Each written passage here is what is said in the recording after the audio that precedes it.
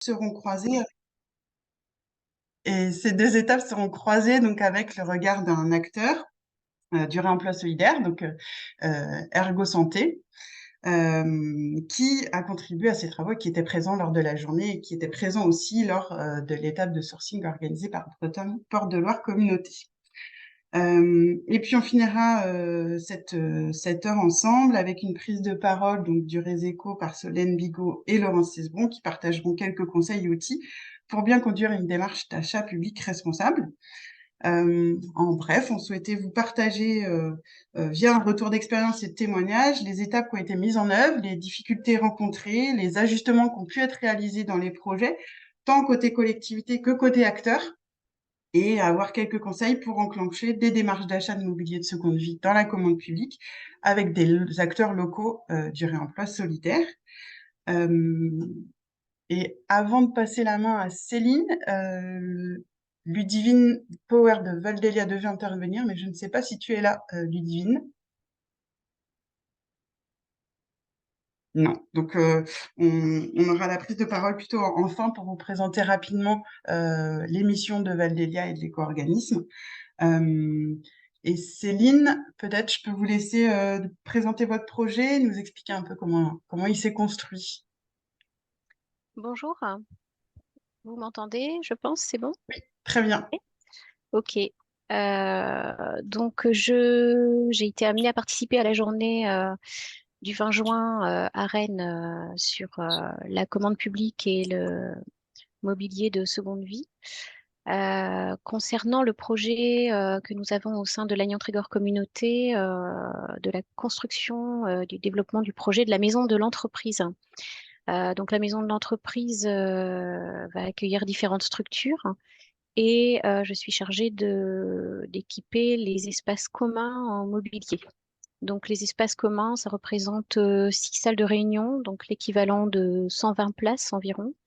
Un espace de coworking pour 10 à 20 places et ce qu'on appelle la place, qui va être un espace de rencontre pour les différents partenaires, que ce soit pour leur temps de pause ou temps de travail ou d'échange un peu informel. Donc on considère qu'il faudrait environ 20 à 40 places pour que chacun puisse s'y retrouver. Et on est sur un mobilier sur cet espace-là qui sera en format debout, assis ou format table basse et fauteuil. Donc l'idée est venue du fait que nous travaillons, nous, au niveau de la structure, sur du réemploi immobilier depuis déjà 2017-2018.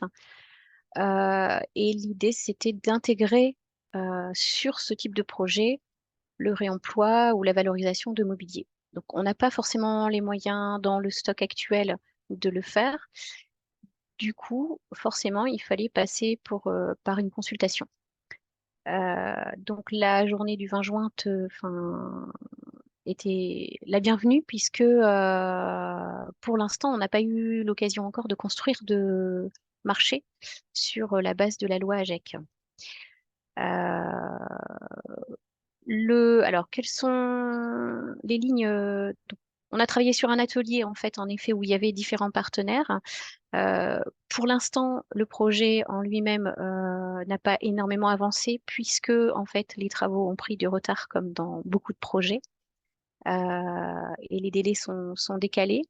Mais on a pu se rendre compte lors de cet atelier que ce n'était pas si évident que ça, en fait, d'intégrer cette notion de mobilier d'occasion ou revalorisé ou reconditionné, puisque c'est tout nouveau et que en face, il faut aussi que les structures puissent être à même de répondre en fait à ces consultations. Ce qui n'est pas toujours évident, en tout cas pour l'instant, puisque chacun cherche un peu ses repères. Donc c'est ce que essentiellement la journée du 20 juin nous a permis de découvrir. Mais du coup, ça nous a permis aussi d'avancer en fait là-dessus et de comprendre la place de chacun et les évolutions qui étaient possibles. Alors, moi, ce que j'ai surtout retenu en fait dans cette journée du 20 juin, c'est qu'il est important de bien définir ses besoins, évidemment en amont, mais ça, c'est valable dans n'importe quelle consultation. La partie définition des besoins est vraiment beaucoup plus importante que ce qu'on imagine en fait, hein. Et pourquoi? Parce qu'après, très souvent, on va avoir un allotissement. Et là, l'allotissement a encore plus d'impact, hein, puisque on peut considérer qu'on peut avoir un lot sur du mobilier d'occasion, on peut avoir un lot sur du mobilier reconditionné, ce qui n'est pas tout à fait la même chose. On peut avoir un lot sur le mobilier revalorisé avec des matériaux de récupération et éventuellement un lot avec une prestation d'agencement intérieur quand on veut faire quelque chose de global, en fait, une démarche globale. Donc c'est ce que nous sommes en train de construire là, en fait, nous, de notre côté. Euh, un des points qui n'est pas évident, je trouve, pour l'instant, c'est la gestion des délais. Euh, entre la consultation, comment et combien de temps laisser pour la réponse au candidat, parce que c'est différent en fait d'une consultation classique, parce que on n'est pas sur forcément du stock et de la fabrication, mais la gestion de stock est quand même assez éphémère en fait pour les revendeurs ou pour les structures d'économie sociale et solidaire. Donc ça, c'est vraiment pas évident, je trouve, à gérer. C'est la gestion des délais et notamment entre la consultation, mais aussi jusqu'à la livraison. Comment on fait pour construire ce marché et comment font les prestataires pour y répondre, sachant qu'à l'instant T, quand on fait une consultation, eux peuvent avoir des choses en stock qu'ils n'auront pas forcément au moment où on va acter notre marché, nous, en fait, puisque les délais dans les marchés publics sont aussi assez longs entre l'analyse des offres, la notification. Donc, il y a cette partie-là qui est vraiment à construire aussi et à prendre en considération.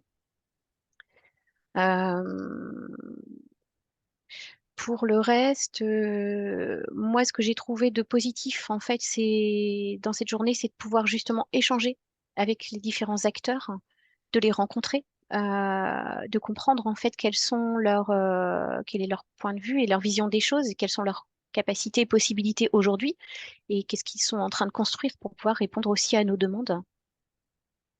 Donc ça, c'était très intéressant. Et entre-temps, même si ce projet pour l'instant n'a pas encore avancé au niveau de la consultation concrètement, j'ai été amenée à travailler sur un autre projet sur lequel on a acheté du mobilier d'occasion, en fait. Et en effet, ça n'a fait que confirmer ce que j'avais ressenti, c'est que la gestion des délais est pas évidente par rapport et puis la gestion des stocks pour les revendeurs en fait n'est pas évidente non plus. Entre le moment où bon là c'était sur une demande de devis simplement, entre le moment où j'ai fait ma demande de devis et le moment où j'ai passé ma commande, potentiellement il y avait des articles qui n'étaient plus disponibles. Et puis il y a la notion d'harmonisation en fait, faire en sorte d'essayer d'avoir un résultat global qui soit plutôt harmonieux. Et parfois, on jongle un peu quand même. Donc, même sur simple devis, consultation simple devis, sans être dans un marché public. Euh, donc, la conclusion pour certains aménagements à laquelle je suis arrivée suite à la journée du 20 juin, c'est que par exemple, nous, sur la place, hein, qui va être un lieu en fait euh, dans lequel il va y avoir tout type de mobilier et sur lequel on repartait éventuellement avec l'idée de revalorisation de matériaux, je pense que c'est un lot qu'on mettra sur une prestation avec aménagement intérieur de façon à avoir justement une structure qui va gérer cette partie-là, c'est-à-dire trouver en fait les bons éléments et les bons mobiliers de façon à ce que le résultat soit harmonieux en fait. Puisqu'il y a des structures ou des prestataires qui proposent ce type de service finalement, parce que du coup, on n'est plus uniquement sur de la fourniture, mais aussi sur du service. J'ai terminé sur ce que j'avais à dire. En fait, je ne sais pas si je suis dans les temps ou pas. Merci J'ai Céline, pas c'est très bien. calculé. C'est bon. Euh, Est-ce que Raphaël, tu veux donner le point de vue de l'acteur?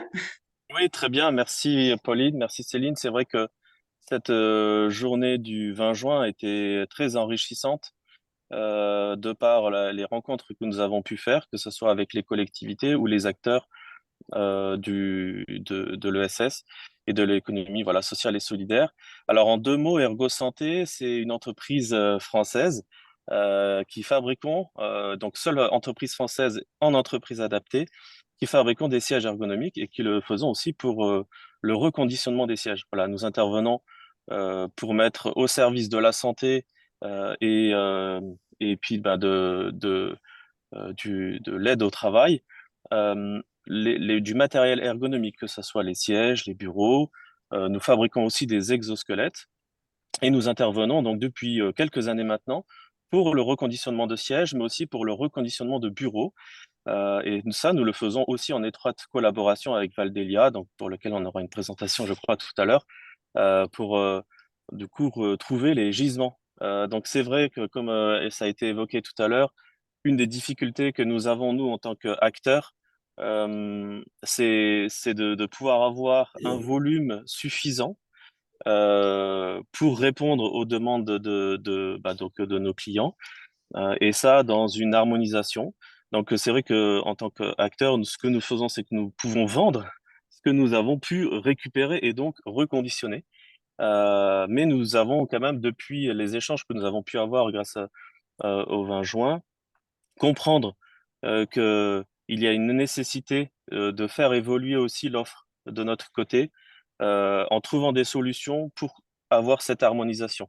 Et cette harmonisation, je crois que nous commençons à avoir une piste pour donner une solution de sièges notamment de sièges de bureau harmonisés et qui permettrait de répondre à un volume pour les collectivités. Et c'est vrai que ça fait quand même suite à ces échanges que nous avons pu avoir, à la compréhension des difficultés que les collectivités peuvent avoir. Et donc, nous nous adaptons à leurs besoins pour que ils puissent être satisfaits.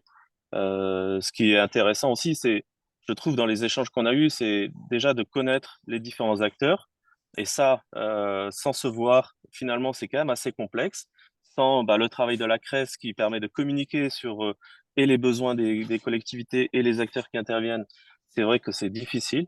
Mais ce qui est aussi intéressant, je crois, c'est que il me semble qu'on accepte, que ça soit l'un comme l'autre, d'innover, donc d'essayer. C'est-à-dire qu'il faut se laisser le droit qu'on va pas forcément réussir, en tout cas pas aussi bien que ce qu'on aurait espéré. Mais si on n'essaye pas, personne ne se lancera et du coup, on n'avancera pas. Alors que si on accepte ensemble, éventuellement que ça soit pas exactement ce qu'on attendait, que ça soit nous dans le produit qu'on doit proposer ou l'attente de la collectivité, je trouve que ça fait avancer et progresser tous les sujets autour du reconditionnement. Et donc, c'est vraiment ce que j'ai retenu, en tout cas moi, de nos échanges, c'est essayons ensemble. C'est comme ça qu'on avancera. Et puis, pour le bien de tous. Voilà. Merci beaucoup, Raphaël. Alors, je vois pas de questions dans la conversation, mais n'hésitez pas à poser vos questions. Ergo Santé a-t-elle déjà répondu à des consultations lancées par des collectivités?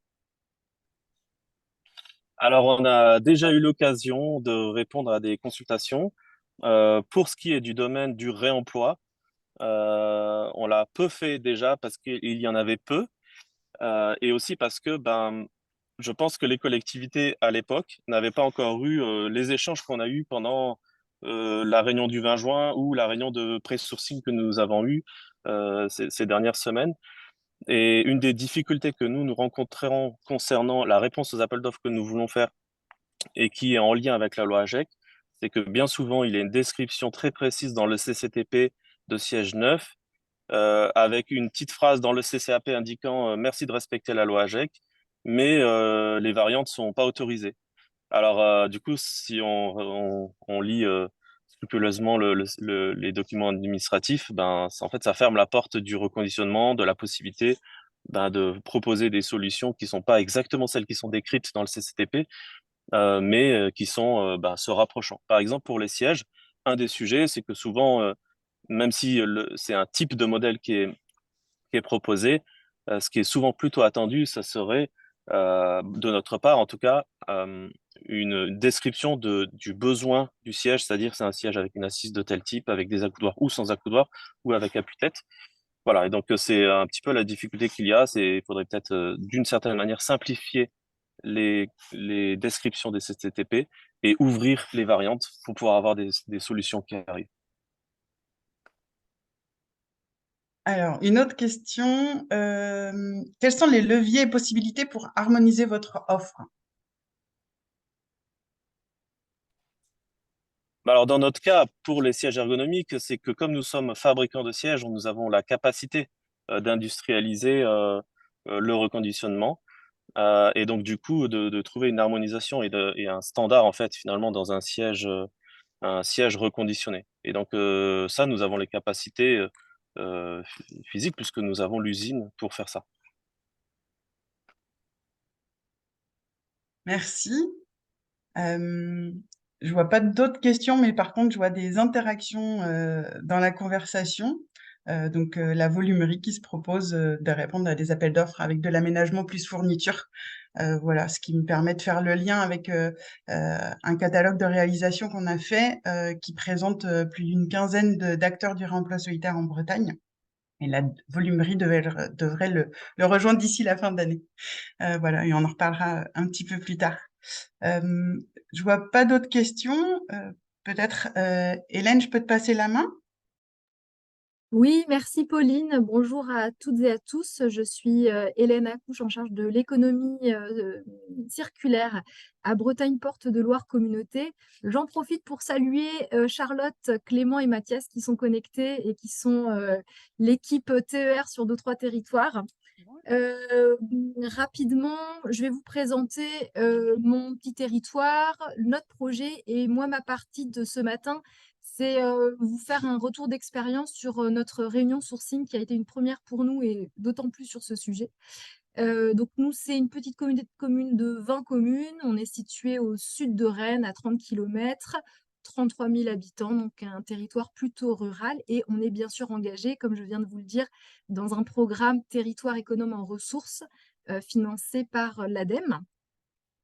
En ce moment, on a en cours de construction un équipement intercommunautaire R+2 qui va accueillir des services jeunesse, donc le service information jeunesse, un espace jeune, un Fab Lab, un espace public numérique et au deuxième étage, ce sera donc un étage plutôt administratif, donc c'est en cours de construction et ce sera livré au dernier trimestre 2024. Si vous voulez, de par mes missions avec le TER, on s'est posé la question, on a bien une fiche action sur les marchés publics, les clauses d'économie circulaire, et l'idée c'est de tester finalement, voilà, inventer un marché public qui parle d'économie circulaire. On a essayé sur la construction, ça n'a pas marché, nos élus n'étaient pas ultra motivés, puis on était peut-être trop en retard dans les calendriers. En revanche, pour le mobilier de cet équipement, c'était parfait. Donc, ce qui a été acté, c'est qu'on le meuble en mobilier de seconde vie.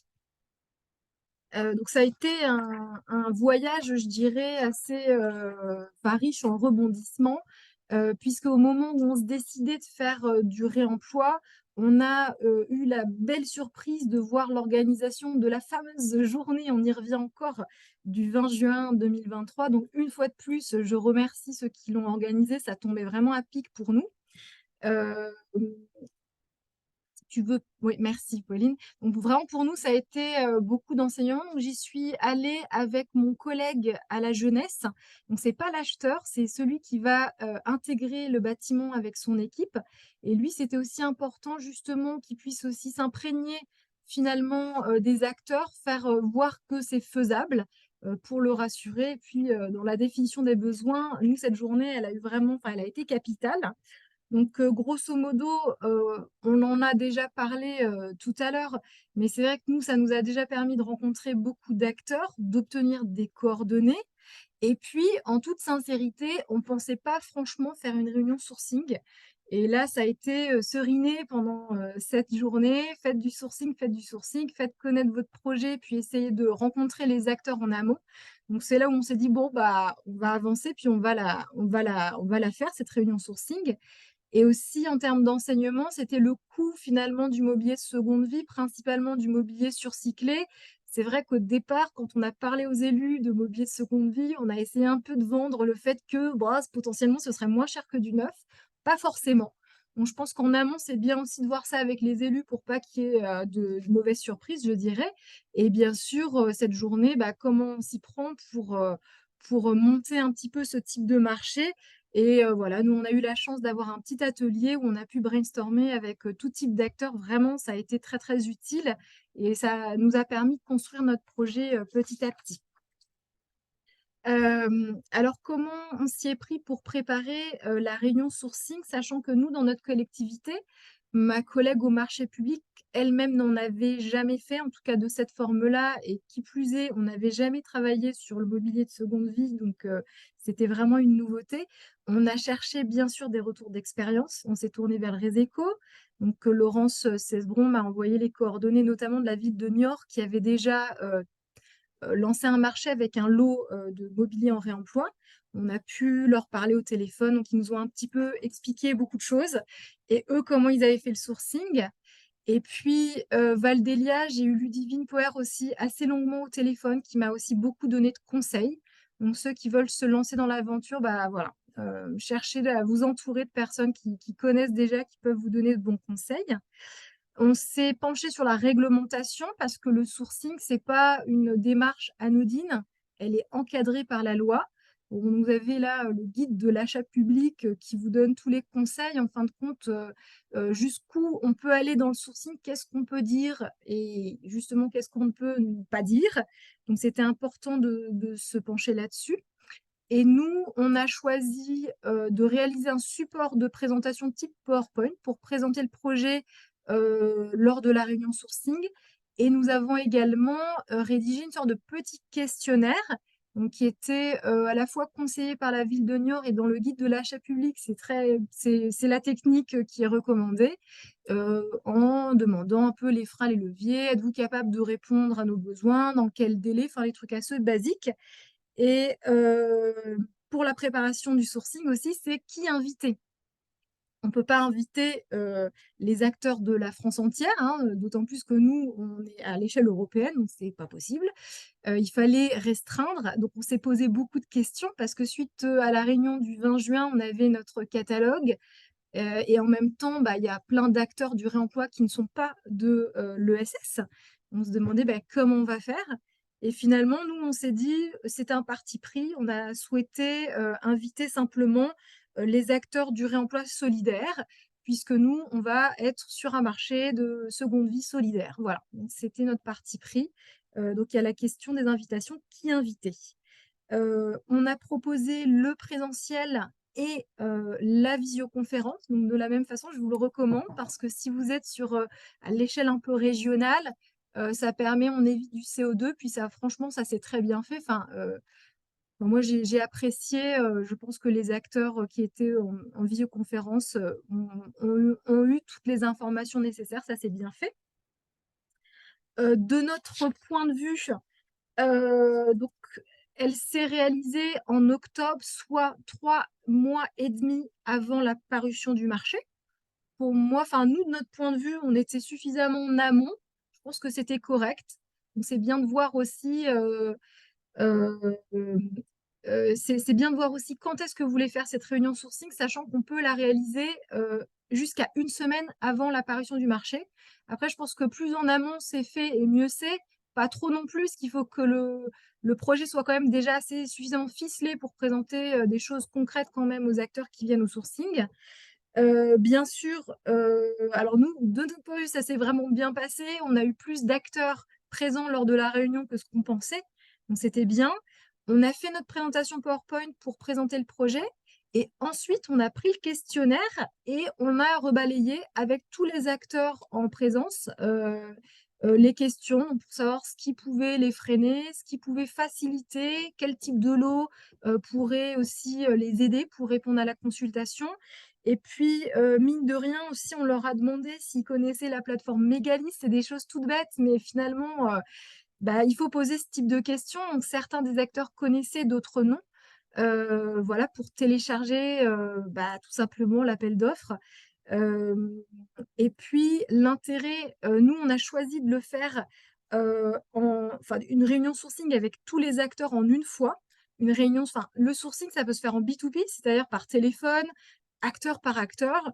Et nous, ce qu'on voyait, et franchement, je pense que pour le mobilier de seconde vie, je trouve que c'était quand même une bonne idée de les faire tous ensemble venir, parce que l'idée, c'est aussi qu'ils puissent travailler ensemble. On n'est pas sur des acteurs conventionnels. Nous, ce qu'on espère, c'est qu'ils puissent collaborer les uns avec les autres. On parlait tout à l'heure de la disponibilité des produits. Nous, ce qu'on espère, c'est que justement, ils puissent s'allier les uns avec les autres. Tiens, tu n'aurais pas tel produit que nous, potentiellement, ça manquerait pour le lot sur lequel on s'est positionné. Donc, les faire venir tous ensemble, ça permet aussi de créer des liens. C'est ce qu'on espère. Euh, Suite à cette réunion sourcing, nous, il y a tout un travail en interne qui en a découlé. Déjà, on a adapté les besoins qu'on avait déjà listés. Là, Raphaël Ozil parlait justement de la définition des besoins, jusqu'où on va dans le détail, dans le CCTP, etc. Bah voilà, justement, les rencontrer, là, ça nous a bien fait entendre qu'on n'allait pas pouvoir demander un type de coloris particulier avec un modèle particulier, ce ne sera pas possible. Il faut sûrement se concentrer plutôt sur à quoi ça va servir le mobilier. Je pense que c'est ça, nous, on va vraiment, on est en cours de rédaction, on est en train d'orienter là-dessus. Euh, on a aussi provoqué une réunion avec notre architecte parce qu'on n'avait pas jusqu'à aujourd'hui les ambiances, si vous voulez, la couleur des sols, couleur des murs, et ça va avoir aussi une incidence. C'est-à-dire que dans notre marché, on va être en capacité de leur fournir une ambiance globale. Quel type de couleur, quel type de matériaux, on va fournir les plans en PDF aussi, ce qui va pouvoir aider également dans la recherche du mobilier de seconde vie, savoir sur quoi ils vont un petit peu, enfin leur proposition, qu'elle s'adapte un peu au contexte pour avoir quelque chose d'harmonieux, hein. Ça, on l'a entendu aussi avec Céline tout à l'heure. C'est évidemment, nous aussi, on peut pas, on a envie d'avoir quelque chose d'harmonieux en résultat final. On a participé à un copil avec les élus où on a bien représenté notre démarche qui avait déjà été validée. On a pu leur dire qu'on avait eu cette réunion sourcing. Les élus sont assez emballés. Donc là, notre président en a même parlé dans la presse il n'y a pas longtemps et on va pousser jusqu'à 100%. Donc c'est vraiment un marché qui va être 100% seconde vie. Donc on espère qu'il va pouvoir aller dans le 100%.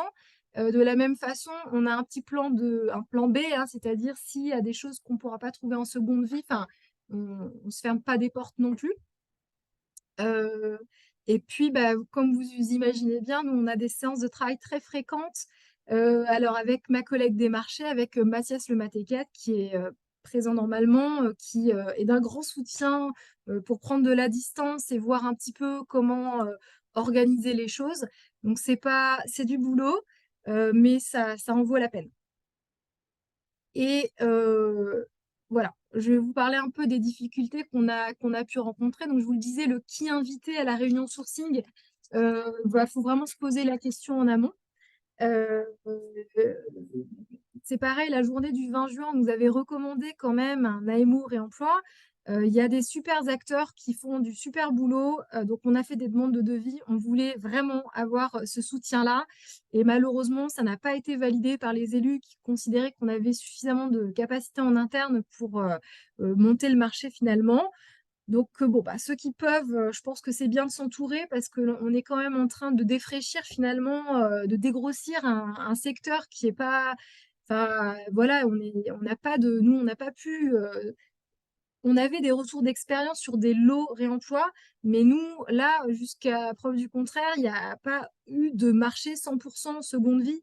Donc, on n'a pas pu s'inspirer vraiment sur l'enveloppe générale. Donc, c'est vrai que nous, ça nous demande du travail pour essayer de tout organiser.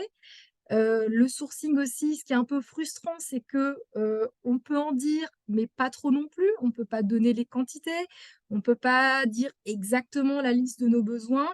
Nous, on a essayé, enfin, c'est pas contourner, nous, on est dans la réglementation, mais on a essayé d'orienter vraiment sur le public qui va utiliser les locaux, quels sont les besoins finalement, à quoi va servir le mobilier, ça on a le droit de le dire, donc j'espère que ça a permis aux acteurs en présence d'imaginer un petit peu ce qui allait se passer dans notre marché. Et puis, bah voilà, je viens de vous le dire, hein, rédaction formelle du CCTP, hein, les lots, comment les organiser, comment se projeter pour justement permettre aux acteurs de l'ESS d'y répondre. Et puis, ce qui est ultra important, et là, on n'en a peut-être pas parlé tout à l'heure, mais c'est les critères d'évaluation qui sont aussi essentiels, puisque c'est comme ça qu'on va faire notre choix. C'est très encadré également. La journée du 20 juin, donc je vous disais, à la fois on nous disait le critère prix, il faut faire attention. Enfin, le prix en tant que tel, il faut faire attention parce que ça, c'est pas forcément moins cher. Et il y avait aussi ce côté, justement, il ne faut pas mettre la notation de trop sur le prix parce qu'il faut laisser la place aussi aux critères socio-environnementaux. Donc ça, c'est important aussi de bien l'avoir en tête. Euh, donc là, on va essayer vraiment de faire quelque chose, voilà, on espère. Alors, pour faire du sourcing, donc je vous l'ai dit, hein, entourez-vous, allez chercher des retours d'expérience. Je pense qu'une présentation claire du projet, c'est aussi essentiel, hein, pour bien se comprendre. Laissez place aux échanges. Moi, j'ai vraiment aimé cette réunion sourcing parce que j'ai vraiment eu la sensation qu'on était dans l'échange. On n'était pas dans un truc descendant. Je pense qu'on a été aussi à l'écoute des uns et des autres.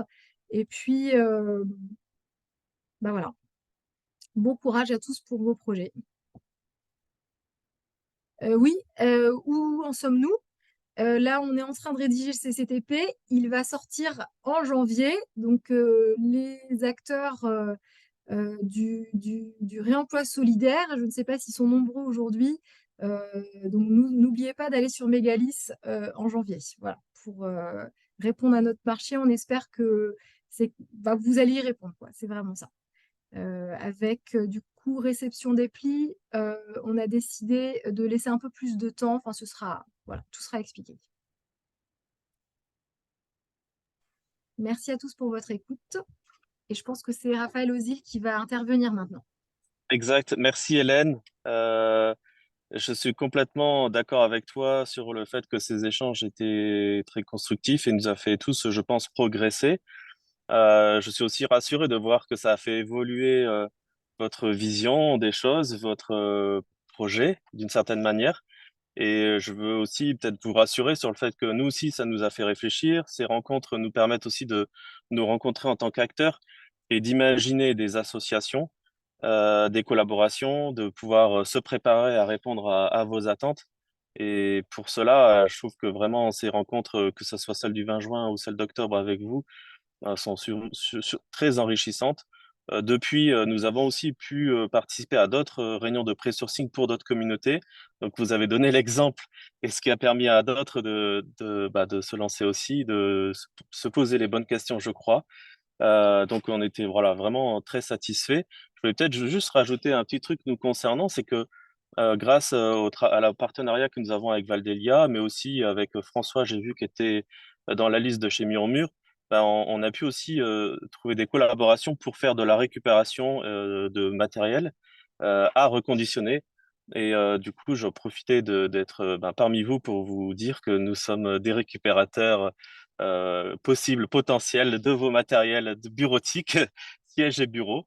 Et en fait, en ayant ce matériel-là, on pourra répondre encore plus facilement à tous vos appels d'offres. Donc, n'hésitez pas. Voilà, donc merci pour ces échanges. Merci beaucoup à tous les deux. Ce que je retiens quand même, c'est le maître mot, c'est vraiment l'interconnaissance et la connaissance et la compréhension des uns et des autres. Et enfin, je trouve que c'est un mot que vous avez régulièrement répété. Il y a quelques questions. S'agira-t-il d'un marché multi-attributaire? Euh, un marché multi-attributaire, on aura plusieurs lots.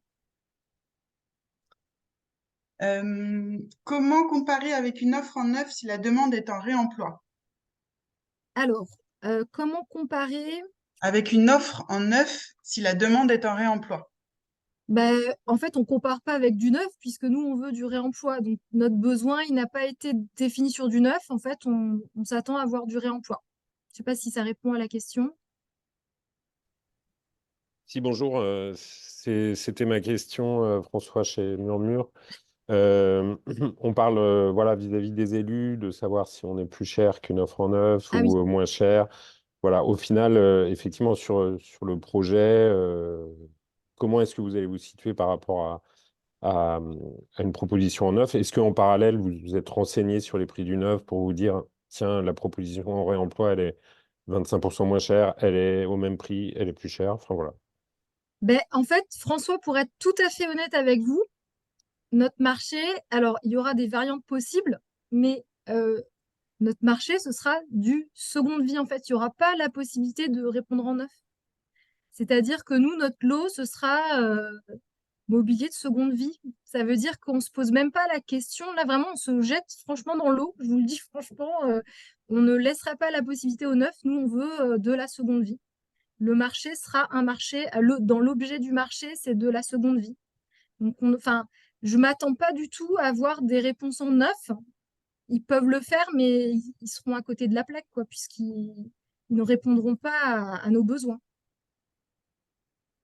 Et alors, ce que tu veux dire, c'est que s'ils répondent, enfin, en fait, ils auront, si tu veux, sur les critères techniques, ils auront 0 puisqu'ils ne répondront pas au marché. Enfin, Je m'inquiète pas, ah Hélène, oui, de spécialement de répondre ok. en neuf ou quoi que ce Mm, soit. C'est, je me dis, vous, à un moment, c'est quand mm, même un critère.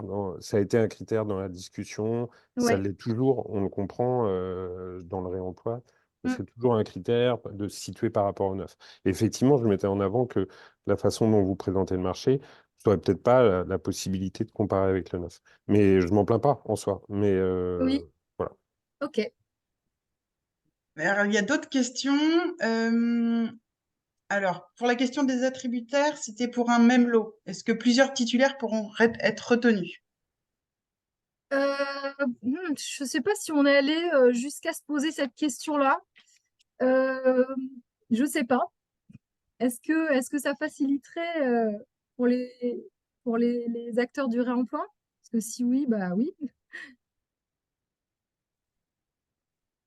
Alors, Raphaël, est-ce que tu veux prendre la parole, répondre éventuellement?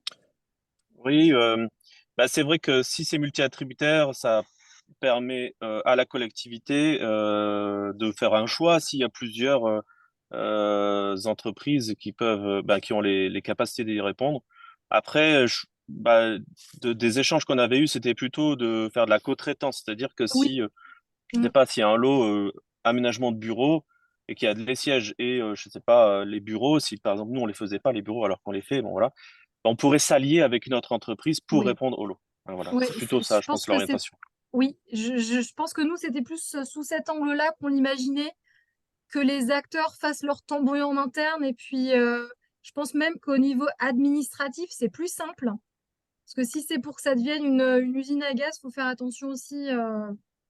Et dans l'idée derrière, c'était aussi de mémoire que, ben, comme tu l'as dit tout à l'heure, Mégalis, tout le monde ne connaissait pas, et le Oui, fait qu'il y en ait quelques-uns qui sachent, peut-être de s'allier avec autour de de cette entreprise, bah, ça permet bah, tout à à fait. ceux qui savaient pas y répondre d'y répondre, alors qu'ils avaient peut-être les capacités enfin, techniques, mais Mm, pas forcément les capacités administratives. tout à fait. Une autre question, avez-vous pu intégrer le bilan carbone ou le bilan produit carbone? Donc, dans nos critères, c'est ça? Oui, je pense. On aura bien des critères environnementaux. Donc, on a à peu près, euh, on a, on a à peu près fait la liste de nos critères. Je ne sais pas si celui-ci, on l'a retenu, euh, pour la simple et bonne raison qu'en fait, le bilan carbone, enfin, on a choisi vraiment d'être sur des critères qui ciblent vraiment l'ES, enfin, pas l'ESS, mais des critères d'ESS, quoi, couplés. Je sais pas si c'est clair ma réponse. Ouais, je sais pas si je peux rajouter ça, mais c'est vrai que la difficulté, c'est que plus on rajoute de critères, après, plus ça restreint les réponses. Oui, Et donc, bah, en fait, avoir une indication carbone, je pense que c'est intéressant. Avoir une limite, bah, peut-être ça peut restreindre le nombre de réponses. Parce qu'aujourd'hui, comme je le disais tout à l'heure, il faut qu'on apprenne à essayer ensemble. Donc, mm.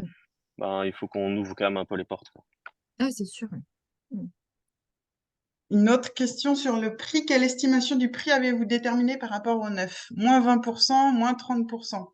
Mais je sais pas comment vous dire. En fait, on avait notre enveloppe générale pour le marché qui a été donc, si vous voulez, décidée en amont, puisque à partir du moment où on construisait un bâtiment, il a fallu inscrire au budget une enveloppe pour meubler le bâtiment.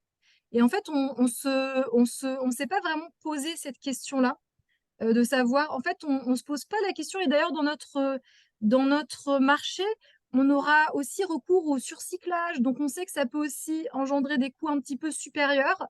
En fait, on se pose pas la question de ce qui sera moins cher ou plus cher.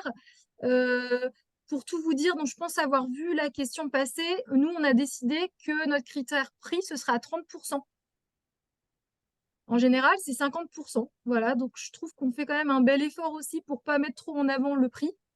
C'est une façon aussi bah voilà, de laisser peut-être plus de place aux critères environnementaux et sociaux.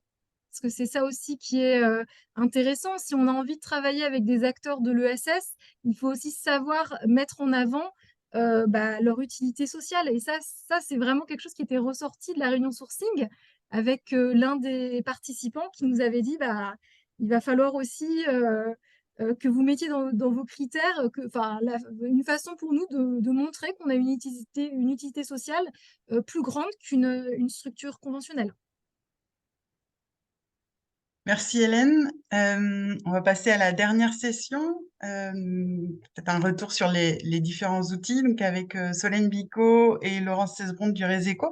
Et Ludivine, je crois que je t'ai vu arriver, donc oui, ça y est, tu es là. Super. Mobile. Euh, Je vais partager mon écran. Ludivine, je ne sais pas si tu veux faire la présentation d'Aldélia maintenant.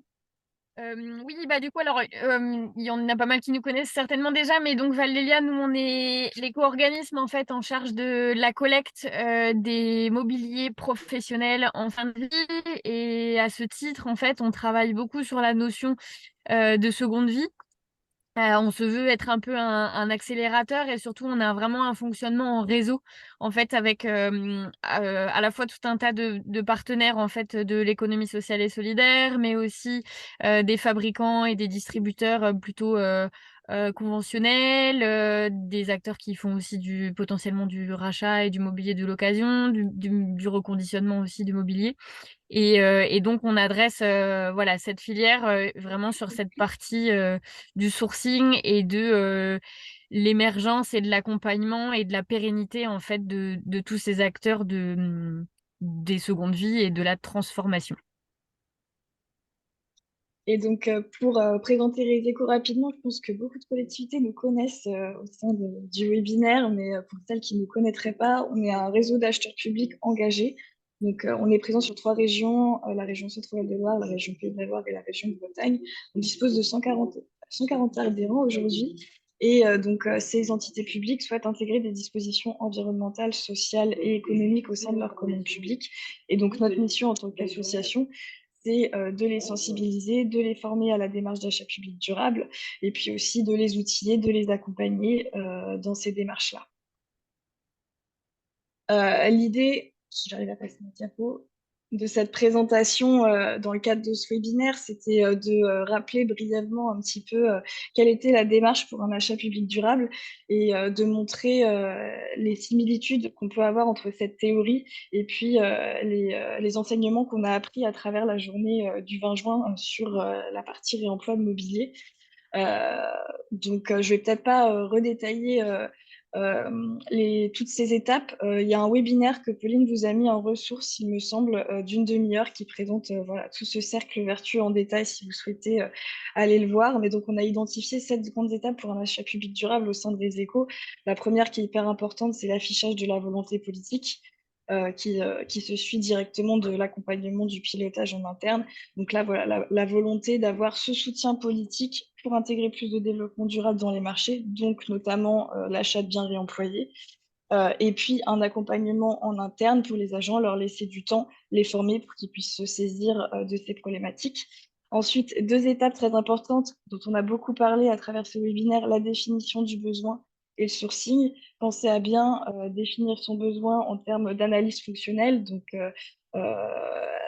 on parlait des sièges tout à l'heure, d'écrire le dossier, l'assise, etc., et non pas donner des caractéristiques techniques très fermées. Et puis réaliser son sourcing, rencontrer leurs fournisseurs sur le terrain, les entreprises qui peuvent potentiellement répondre à leurs besoins, qui sont locales, qui sont solidaires et que vous allez pouvoir valoriser potentiellement à travers la rédaction des pièces de votre marché.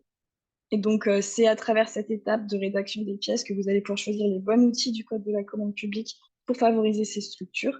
Donc, réaliser un allotissement, on en a parlé, un marché de gré à gré, donc sous les seuils de 40 000 euros pour passer sans mise en concurrence et sans publicité.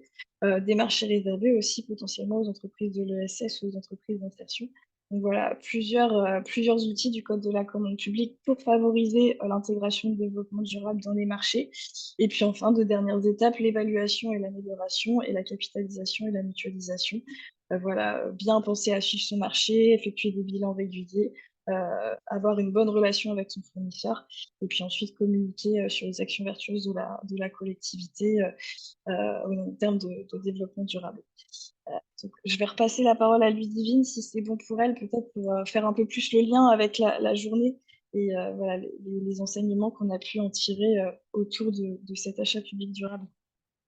Oui, bah merci. Alors effectivement, je rejoins vraiment tout le monde sur la richesse de cette journée. On l'avait voulu vraiment comme un support pour que les gens puissent se rencontrer et qu'effectivement, il puisse y avoir de l'interconnaissance entre toutes les typologies d'acteurs, que ce soit des fabricants, des distributeurs, des gens du reconditionnement, des acteurs plutôt de l'upcycling.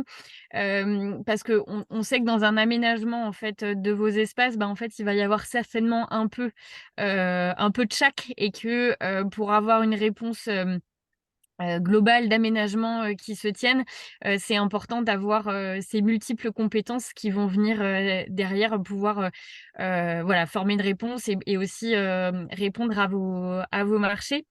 Je rejoins ce qu'avait dit Hélène, parce qu'on s'était beaucoup posé la question effectivement sur qu'est-ce qu'on peut communiquer ou pas pendant la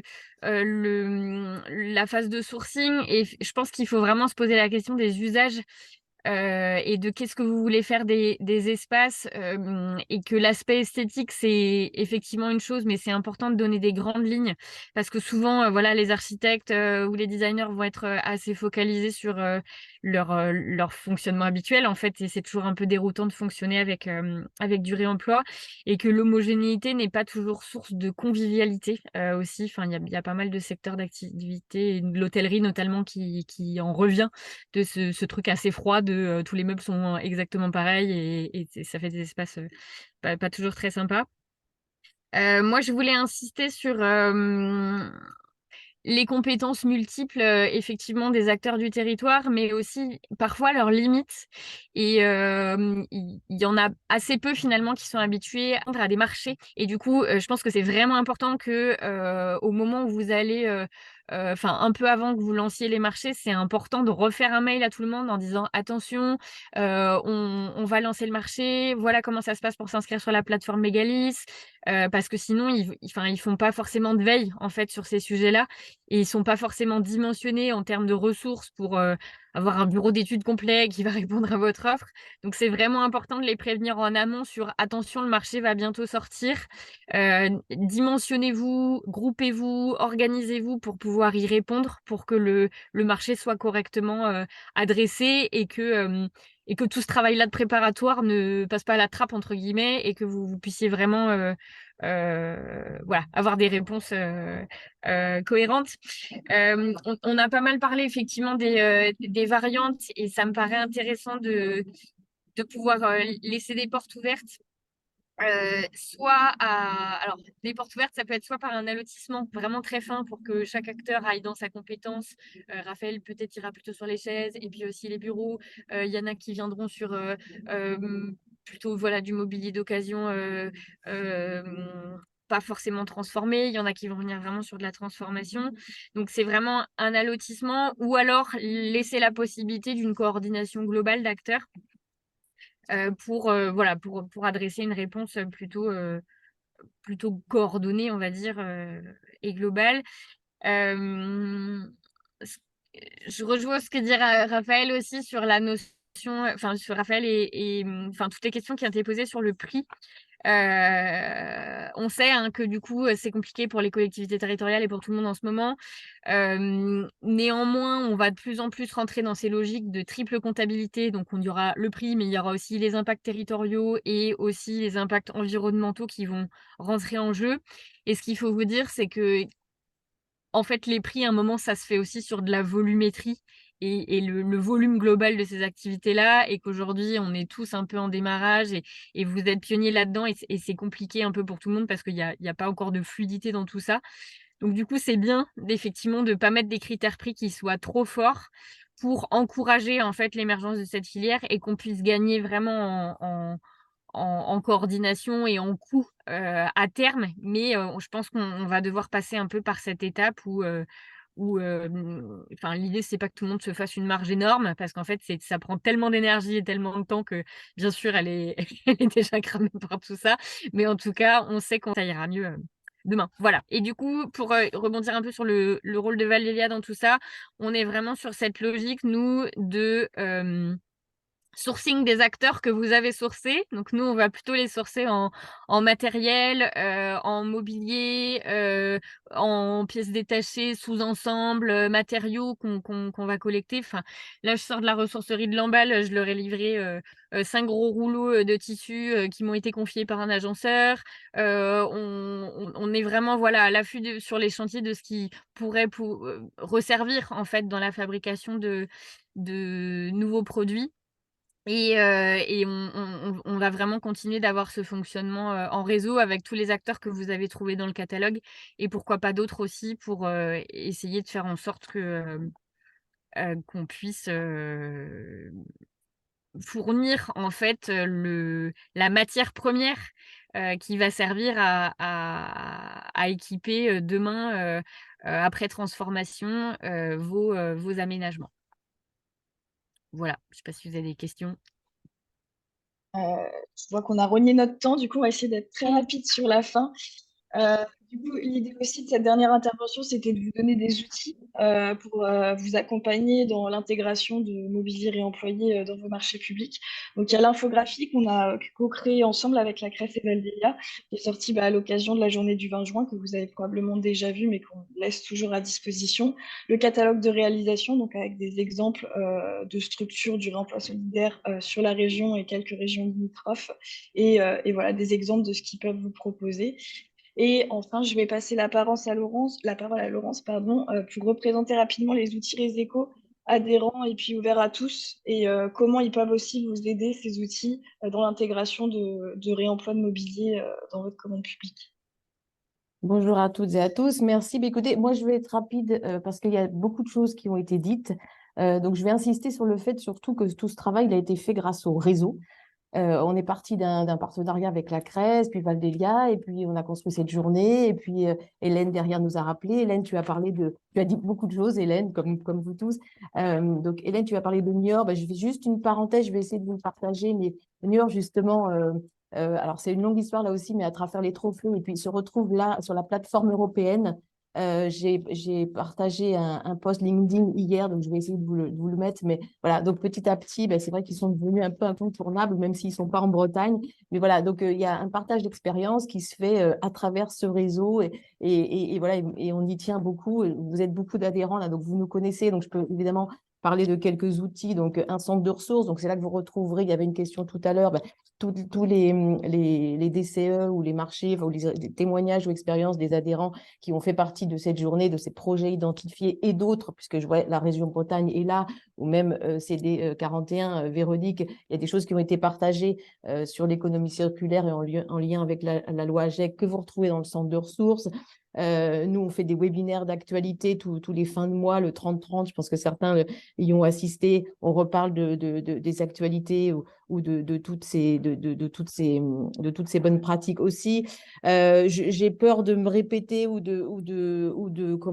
d'oublier des choses, mais en tout cas, n'hésitez pas à nous contacter, nous Réséco, l'équipe, Solène, moi ou Patricia ou les autres.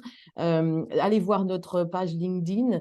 parce qu'on partage énormément de choses. Donc oui, comme je vous disais, webinaire, le centre de ressources, il y a une adresse groupée, elle peut servir aussi aux adhérents à témoigner, à se poser des questions sur leur marché, justement, sur le mobilier, loi AGEC ou autre chose. Enfin, voilà, on fait de la veille. Bon, voilà, je n'ai pas assez de temps pour vous parler de toutes les activités et beaucoup d'entre vous les connaissent, mais vraiment, je veux insister sur c'est vraiment grâce à ces collaborations, ces interconnexions, ces interconnaissances et ces réseaux qu'on réussit à avoir de belles présentations comme aujourd'hui. Voilà. Merci beaucoup, Laurence.